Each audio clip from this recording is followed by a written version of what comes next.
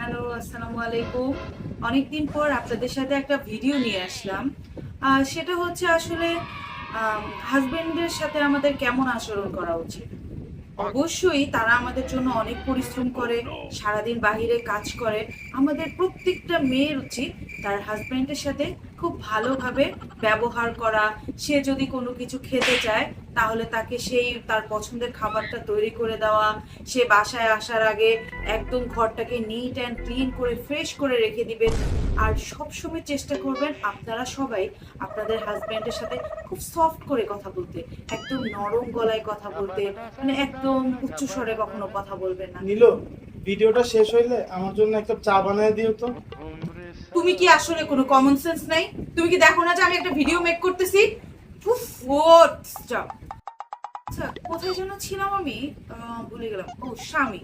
তো সবসময় চেষ্টা করবেন সবাই সবার স্বামীর সাথে খুব সফট করে কথা বলতে, একদম নরম গলায় কথা বলতে। তো বাই বাই বন্ধুরা, আজকে এখানেই সমাপ্তি। আসসালামু আলাইকুম, আল্লাহ হাফেজ।